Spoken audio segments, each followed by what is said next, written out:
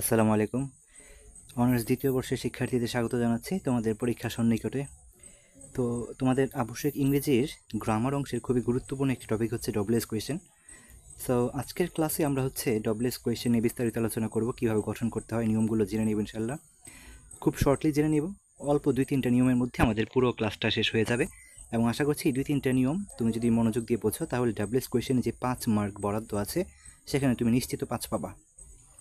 So তোমরা মনোযোগ দাও ইনশাল্লাহ ক্লাসটাতে, খুব দ্রুতই আমরা শেষ করতে পারবো। 5-এ 5 উঠানো আজকের ক্লাসটাতেই পসিবল, শুধুমাত্র একটু মনোযোগ দিয়ে পুরো ক্লাসটা কমপ্লিট করি। চলো, সো আজকে আমাদের টপিক হচ্ছে ডাব্লিউএস কোয়েশ্চেন গঠন করা। সো ডাব্লিউএস কোয়েশ্চেন গঠন করতে গেলে আমাদের ডাব্লিউএস ওয়ার্ডগুলো জানা লাগবে। অলরেডি আমরা ডাব্লিউএস ওয়ার্ডগুলো হয়তো বা জানি সবাই, তারপর এখানে একটু দেখে নিই ডাব্লিউএস ওয়ার্ডগুলো। যেমন হোয়াট কি, হু কে বা কারা, ওয়্যার কোথায়, ওয়েন কখন, হুজ কার বা কাদের, হুম কাকে বা কাদেরকে। ওকে, সো আরও আছে দেখতে পাচ্ছ, উইচ কোনটি, হাউ কেমন কত কিভাবে, মানে হাউয়ের কয়েকটা অর্থ হতে পারে, কেমন কত কিভাবে, হাউ মাছ কত, কত টাকা, এবারে বোঝানোর জন্য পরিমাণ কত, হাউ মাছ, মানে হাউয়ের সাথে কিছু শব্দ হইতে পারে, how much, how long, how often, how many, এমন হাউয়ের সাথে কিছু শব্দ হইতে পারে, আরও হইতে পারে, ঠিক আছে। সো হাউ মাছ দিয়ে বোঝাচ্ছে হচ্ছে কত, পরিমাণ বোঝায়। হাউ লং দিয়ে বোঝাচ্ছে কতক্ষণ, এটা হচ্ছে একটা ব্যাপ্তি বোঝায় সময়ের। হাউ অফেন মানে কতবার, ফ্রিকোয়েন্সিটা বোঝায় কতবার হচ্ছে। হাউ মেনি মানে কতগুলো, এটা একটা কোয়ান্টিটি বোঝাচ্ছে। ওকে, সো হাউয়ের সাথে এই শব্দগুলো যুক্ত হতে পারে। ওকে, তো আশা করছি এই ব্যাপারগুলো বুঝতে পেরেছো। এগুলো ছিল আমাদের ডাব্লিউএস ওয়ার্ড। এবার আমরা ডিরেক্টলি নিয়মে চলে যাব। আশা করছি ডাব্লিউএস ওয়ার্ডগুলো তোমরা জানো, এই জন্য বিস্তারিত বললাম না, সরাসরি চল আমরা রুলসগুলো দেখি। 1 নম্বর রুল, মনোযোগ দিয়ে দেখবা, এবার একটু মনোযোগ দিয়ে দেখবা, আমি স্লোলি বলছি। 1 নম্বর রুল, রুলগুলো খুব সহজ। দেখো, প্রথম একটা বাক্য, যে বাক্যটা ধরো অ্যাসার্টিভ থাকতে পারে, অ্যাসার্টিভই থাকে নর্মালি, তো অ্যাসার্টিভ বাক্যটা থেকে আমরা একটা প্রশ্ন গঠন করব। কী ধরনের প্রশ্ন? ডাব্লিউএস প্রশ্ন। প্রশ্ন তো আমরা জানি দুই প্রকার, একটা ডব্লিউএস কোয়েশ্চেন আর একটা ইয়েস নো কোয়েশ্চেন, কিন্তু আমাদের গঠন করতে হবে ডাব্লিউএস কোয়েশ্চেন। ওকে, সো যখন আমরা ডাব্লিউএস কোয়েশ্চেন গঠন করতে যাব, আমাদের যেটা করতে হবে, একদম বাক্যের শুরুতে ডাব্লিউএইচ ওয়ার্ড নিতে হবে, যে কোনো একটা ডাব্লিউএইচ ওয়ার্ড নিতে হবে ওই কনটেক্সটের আলোকে যেটা আসে। ডাব্লিউএস ওয়ার্ডের পর আমাদের একটা অক্সিলারি ভার্ব বসাতে হবে। এই ভি দ্বারা আমি এখানে অক্সিলারি ভার্বকে নির্দেশ করতেছি, এই ভি দ্বারা এখানে আমি অক্সিলারি ভার্বকে বোঝাচ্ছি। ওকে, সো একটা অক্সিলারি ভার্ব আনা লাগবে তোমার ডাব্লিউএস ওয়ার্ডের পর। এরপর সাবজেক্ট বসাবা, ওই বাক্যতে একটা সাবজেক্ট দেওয়াই থাকবে অটোমেটিক্যালি, সেই সাবজেক্টটা তুমি বসাবা। তাহলে ব্যাপারটা খেয়াল করো, প্রথমে ডাব্লিউএস ওয়ার্ড নিচ্ছি, তারপর একটা অক্সিলারি ভার্ব নিচ্ছি, তারপর সাবজেক্ট বসাইয়া বাক্যের বাকি সব অংশ অপরিবর্তিত রেখে শেষমেশ একটা প্রশ্নবোধক চিহ্ন বসাই দিচ্ছি। শেষে প্রশ্নবোধক চিহ্নটা কিন্তু খুবই গুরুত্বপূর্ণ, নতুবা এটা প্রশ্নই হবে না, তোমার কাটা যাবে।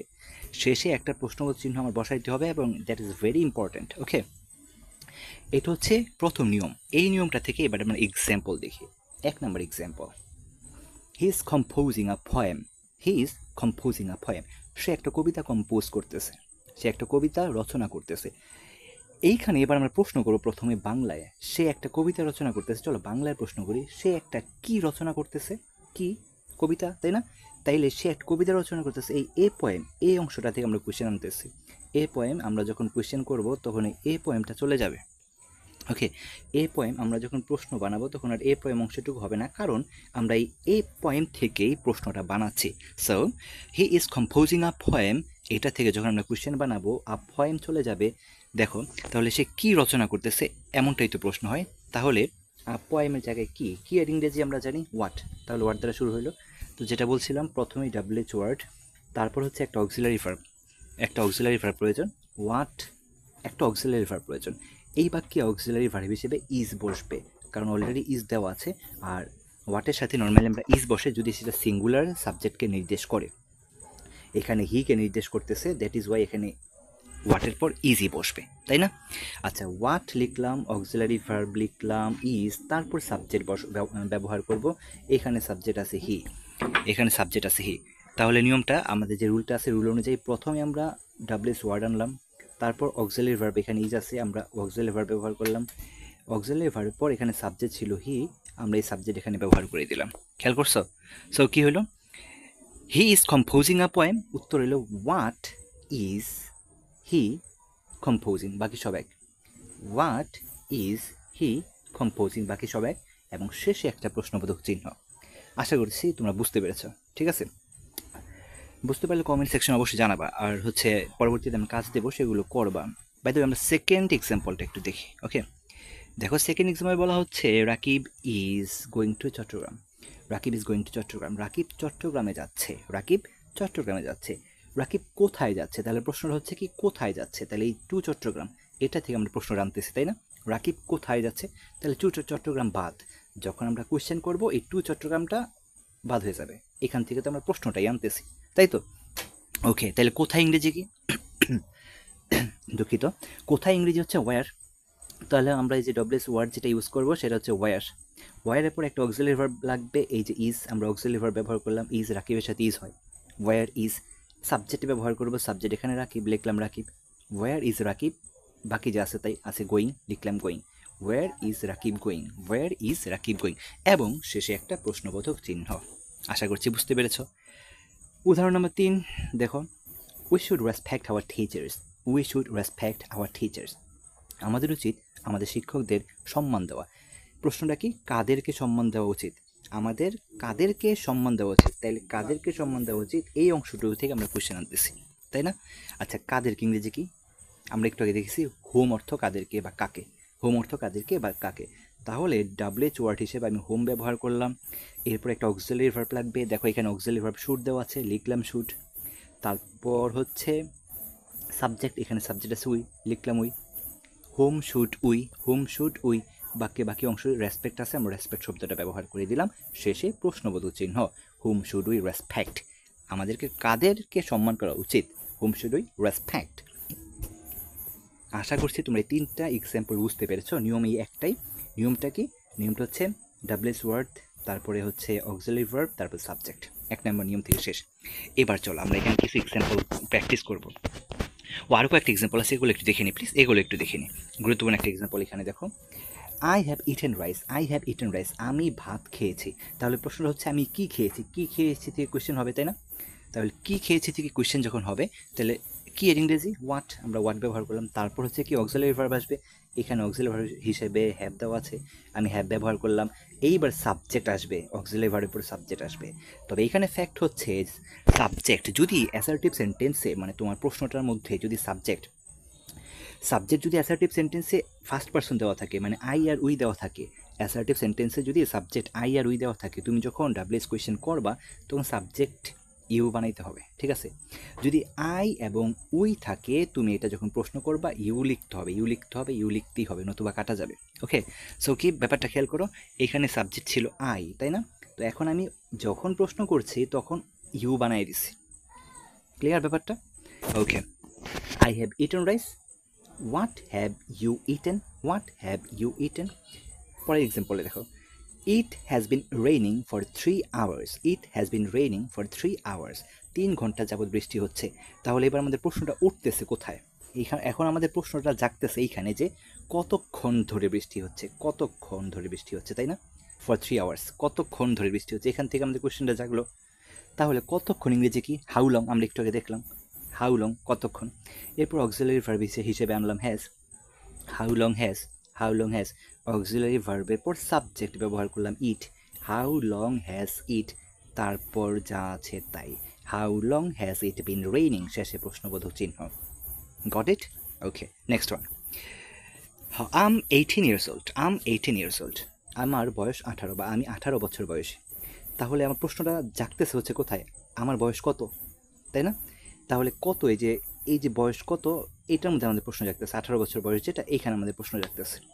ওকে, তাহলে এটাতে আমরা কোন আনবো, কত ইংরেজি হাউ, তারপর হাউ, কত বয়স কত, দেখো আমরা কতক্ষণ, কত সময়, এগুলো বোঝানোর জন্য কিন্তু হাউ এর পর একটা শব্দ আনছি, হাউ মাচ, হাউ লং, তাই না?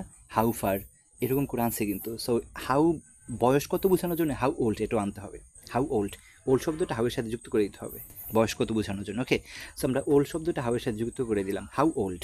এবার একটা অক্সিলারি ভার্ব হিসেবে আর ব্যবহার করলাম।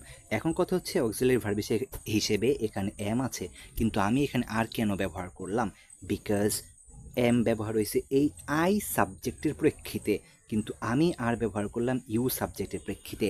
ইউ কোত্থেকে আসলো? একটু আগে যেটা বললাম, যদি দেওয়া থাকে ফার্স্ট পারসন আই, আমরা কোয়েশ্চেন করার সময় সেটা আইটাকে ইউ বানিয়ে দেব, ফার্স্ট পারসনটাকে ইউ সেকেন্ড পারসন রূপান্তর করে দেব, তাই না? একটু আগে বললাম না এই যে এখানে। সো এইখানে প্রশ্নটা আই ছিল বিধায় আমি এখানে যখন কোয়েশ্চেন করছি তখন হাউ ওল্ড আর ইউ, আইয়ের জায়গায় ইউ নিয়ে আসছি। আর আমরা জানি ইউর সাথে তো আর এম বসে না, দ্যাট ইজ ওয়াই আমরা ইউর সাথে কি বসাইছি? আর বসাইছি। ওকে, এটা হচ্ছে মেন কথা।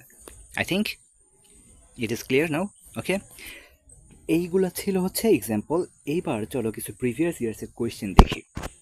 এইখানে আমরা এই নিয়মটা যেটা করলাম, এই নিয়মের উপর কিছু প্রিভিয়াস ইয়ার্সের কোয়েশ্চেন আছে, তোমরা দেখতে পাচ্ছ। পরীক্ষার কোয়েশ্চেনটা মূলত এই পর্যন্ত দেওয়া থাকবে। এই যে বোল্ড করা ব্রেকেট দিয়ে যে শব্দগুলো লিখছি এগুলো থাকবে না পরীক্ষায়।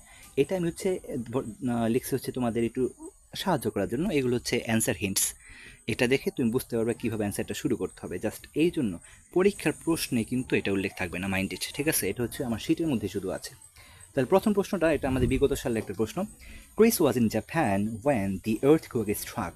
Chris was in Japan when the earthquake struck. when the earthquake struck। এখন আমার কোয়েশ্চেনটা কোথায় দেখো, ক্রিস ওয়াজ ইন জাপান, যখন আর্থকুয়েক হয়েছিল তখন জাপানে ছিল ক্রিস। ক্রিস কোথায় ছিল? জাপানে ছিল। তো এখানে দুই জায়গা থেকে আমরা প্রশ্নটা অ্যারাইজ করতে পারি। আমি প্রশ্নটা অ্যারাইজ করছি জায়গা থেকে, ক্রিস কোথায় ছিল, আমি এখান থেকে অ্যারাইজ করি ক্রিস কোথায় ছিল, জাপানে ছিল, এখান থেকে প্রশ্নটা করি। তাহলে ইন জাপান থেকে যদি কোয়েশ্চেন করি তাহলে কোথায় মানে ওয়ার, কোথায় মানে ওয়ার। তাহলে প্রশ্নটা হবে এমন, war was Chris, war was Chris. War তারপর কি? ওয়ার হচ্ছে ডাব্লিউএস ওয়ার্ড, তারপর কি? অক্সিলারি ভার্ব না? তাহলে ওয়ার ওয়াজ, তারপর কি? সাবজেক্ট, সাবজেক্ট এখানে ক্রিস। তাহলে war was Chris, war was Chris, এটুকু লেখার পর বাকি যা আছে তাই লিখে দেব, শেষ। Where was Chris when the earthquake struck. Okay, বাক্য শেষ, শেষের প্রশ্নবোধক চিহ্ন। নেক্সট পরেরটা আছে, he was transferred from Faridpur to Satkhira. He was transferred from Faridpur to Satkhira. He was transferred from Faridpur to Satkhira. And প্রশ্নটা আমরা কোথা থেকে করছি, সে কোথায়, মানে কোথায় হয়েছে, ট্রান্সফার হয়েছে, সে কোথা থেকে কোথায় ট্রান্সফার হয়েছে। তো ধরো সে কোথায় ট্রান্সফার হয়েছে? সাতক্ষীরা ট্রান্সফার হয়েছে। এইখান থেকে আমরা কোশ্চেনটা অ্যারাইজ করলাম কোথায়। তাহলে কোথায় ইংরেজি কি? Where. Where was he, where was he transferred from Faridpur, শেষ। Where was he transferred from Faridpur, শেষ। I was caught in a traffic jam. Next, I was caught in a traffic jam. I was caught in a traffic jam, আমি একটা traffic jam আটকা পড়ে গেছিলাম। কোথায় আটকা পড়ছি? ট্রাফিক জ্যামে। কোথায়? Traffic jam. এখান থেকে আমাদের কোশ্চেন অ্যারাইজ হচ্ছে। তাহলে আমি লিখব where was I caught, where was I caught, where was I caught. Clear? তো এখানে যতগুলো আছে সবগুলোই আমাদের এই উপরের নিয়মটার মধ্যেই পড়ে, আশা করতেছি তুমি বুঝবা। তো তোমাদের কাজ হচ্ছে এগুলো একটু নিজে নিজে করে আমার দেখাবা। ওকে, নিজে নিজে করে আমার এইগুলো দেখাবা, অনেকগুলো আছে। আসলে এবার আমরা দ্বিতীয় রুলটায় চলে যাই। দ্বিতীয় রুলটা কি বলা হচ্ছে দেখো, দ্বিতীয় রুলটায় বলা হচ্ছে if there is no auxiliary verb. আমরা তো এতক্ষণ অক্সিলারি ভার্ব দেখছি, মডাল অক্সিলারি হোক, রেগুলার অক্সিলারি হোক, যেগুলোই হোক দেখছি, বাট যদি বাক্যে অক্সিলারি না থাকে সেই ক্ষেত্রে নিয়ম হচ্ছে প্রথমে তো ডাব্লিউএইচ ওয়ার্ড আনতেই হবে, অক্সিলারি না থাকলে ডু ডিড ডাজ আনতে হবে, দেন সাবজেক্ট পরে গতানুগতিকভাবে বাক্যের বাকি অংশ। ঠিক আছে, বুঝতে পারছো? প্রথমে তো আমাদের অবশ্যই ডাব্লিউএস ওয়ার্ড আনতে হবে, তারপর do did does, auxiliary verb না থাকার কারণে do did does, auxiliary verb না থাকার কারণে আমাদের কী ব্যবহার করতে হবে? Do did does. Auxiliary verb যদি না থাকে আমাদের ডু ডিড ডাজ ব্যবহার করতে হবে, পরে সাবজেক্ট, পরে বাক্যের বাকি অংশ, নর্মালি যেভাবে করি। যেমন একটা এক্সাম্পল দেখো, he lives in Dhaka, he lives in Dhaka, এখানে কোনো অক্সিলারি ভার্ব নাই। সো আমরা এই গঠনটা ফলো করি, প্রথমেই ডাব্লিউএস ওয়ার্ড আনি। হি লিভস ইন ঢাকা, সে ঢাকায় বাস করে। কোথায় বাস করে? তাহলে এখান থেকে প্রশ্নটা জাগতেছে কোথায়। কোথায় ইংরেজি কি? ওয়ার। এবার ডু ডিড ডাজ। এখন ডু ডিড ডাজ কোনটা কোথায় আনবো? স্যার সিম্পলি বলি, শুনে রাখো, যদি মেইন ভার্বের শেষে এস বা ইএস দেখো, তুমি মেইন ভার্বের শেষে এস বা ইএস দেখো, তাহলে তুমি নির্দ্বিধায় ডাজ ব্যবহার করবা। কি ব্যবহার করবা? ডাজ। মেইন ভার্বের শেষে এস বা ইএস থাকলে তুমি ব্যবহার করবা ডাজ। মেইন ভার্বের শেষে এস বা ইএস থাকলে তুমি ব্যবহার করবা ডাজ। যদি মেইন ভার্বটা ভি2 হয়, কি হয়? মেইন ভার্বটা ভার্বের 2 নম্বর ফর্ম, তার দ্যাট মিনস পাস্ট টেন্স হয়, মেইন ভার্বটা ভার্বের 2 নম্বর ফর্ম হয়, তাহলে তুমি ব্যবহার করবা ডিড। মেইন ভার্বটা ভার্বের 2 নম্বর ফর্ম হলে ব্যবহার করবা ডিড। মেইন ভার্বটা ভার্বের 2 নম্বর ফর্ম হলে ব্যবহার করবা ডিড, আর বাকি সর্বক্ষেত্রে ব্যবহার করবা ডু। সর্বক্ষেত্রে কি? ডু। তাহলে কথা ক্লিয়ার? যদি ভার্বের শেষে এস বি এস থাকে তাহলে ডাজ ভার্ব টু হইলে ডিড, বাকি ক্ষেত্রে ডু। তাহলে হি লিভস ইন ঢাকা, এটার মধ্যে ভার্বের শেষে এস বি এস আছে না, তাহলে কি হবে? ডাজ হবে। তাহলে এই যে ডব্লিউএস ওয়ার্ড আনলাম, তারপরে এখান থেকে আমরা ডাজ আনলাম, সাবজেক্ট ব্যবহার করলাম হি, বাকি যে আছে তাই live. Where does he live? এখন একটা পয়েন্ট নোট করো, সেটা হচ্ছে যখনই আমরা যে কোনো বাক্যে, এবার প্রশ্নবোধক হোক নেগেটিভ সেন্টেন্স হোক, যেখানে আমরা ডাজ শব্দটা আনবো ওইখানে মেইন ভার্ব থাকলে ওই মেইন ভার্বটা সবসময় বেস ফর্ম হবে, ভার্বে 1 নম্বর ফর্ম হবে, ঠিক আছে? আবার বলি শোনো, যখনই আমরা ডো ডিড ডাজ ব্যবহার করব বাক্যের মধ্যে, যখনই আমরা বাক্যের মধ্যে ডো ডিড ডাজ ব্যবহার করব, সেই বাক্যে যদি পরে একটা মেইন ভার্ব আসে, সেই মেইন ভার্বটা সবসময় ভার্বে base form, that means V1 হবে। ওইখানে কোনো এস যুক্ত হবে না, কোনো ইএস যুক্ত হবে না, কোনো আইএনজি যুক্ত হবে না, V2 হবে না, V3 হবে না, ঠিক আছে? কি বলছি? ডো ডিড ডাজ চলে আসলে পরবর্তী ভার্বটা সবসময় ভার্বে বেস ফর্ম হবে। ওকে, 2 নম্বর এক্সাম্পলটা খেয়াল করো। He played cricket yesterday. He played cricket yesterday, সে গতকাল ক্রিকেট খেলেছিল। তো আমরা প্রশ্নটা করতে পারি সে কি খেলেছিল গতকাল, কি হোয়াট থেকে প্রশ্ন, ক্রিকেট থেকে প্রশ্ন আনতে পারি। তাহলে কি খেলেছিল, হোয়াট। এবার দেখো আমরা ডাব্লিউএস ওয়ার্ডের পর ডো ডিড ডাজ কোনটা ব্যবহার করব? দেখো প্লেড, প্লেড ভার্বে 2 নম্বর ফর্ম, প্লেড ভার্বে 2 নম্বর ফর্ম। একটু আগে বললাম যে ভার্বে 2 নম্বর ফর্ম থাকলে আমরা ব্যবহার করব ডিড, তাই না? ব্যবহার করে দিলাম ডিড।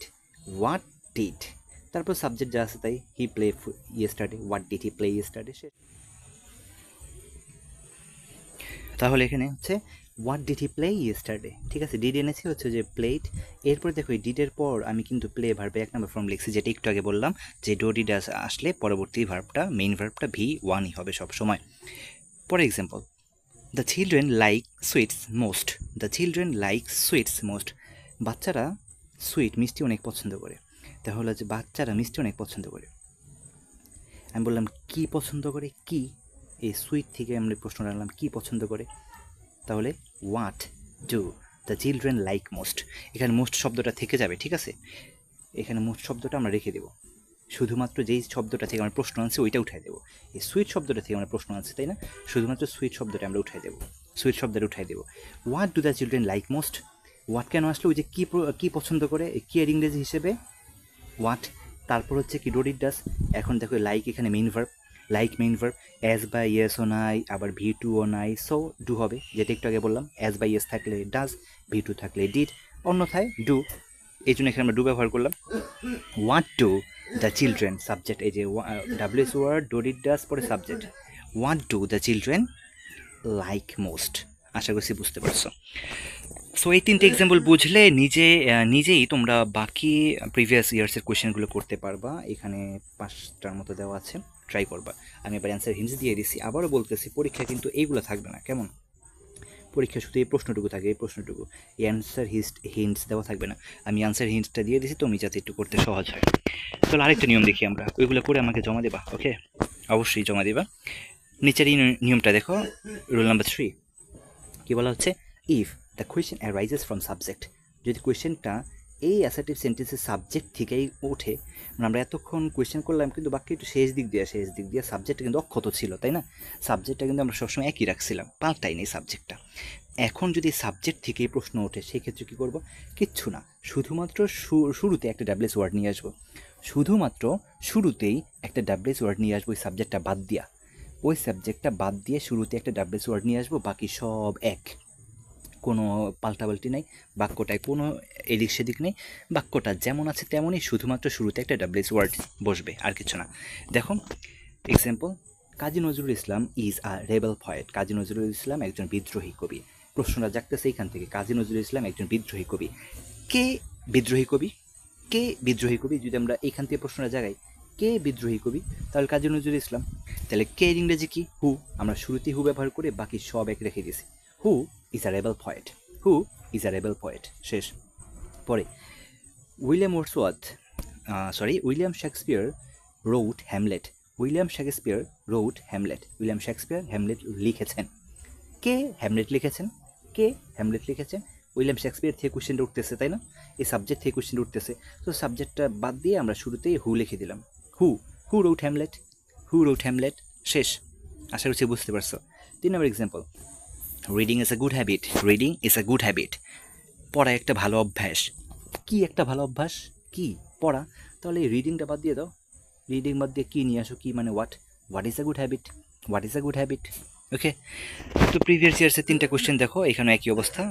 এখানে জাস্ট আমরা সাবজেক্টটা বাদ দিয়ে হু বসাই দেবো, সাবজেক্ট বাদ দিয়ে হু বসাই দেবো, শেষ। তো এই হচ্ছে আমাদের একদম গুরুত্বপূর্ণ সবগুলো নিয়ম আজকে করালাম ইনশাল্লাহ। এই নিয়মগুলো পারলে আর লাগবে না আমাদের, আর ডাব্লিউএস কোয়েশ্চেনের আর নিয়ম নাই, আর লাগবে না।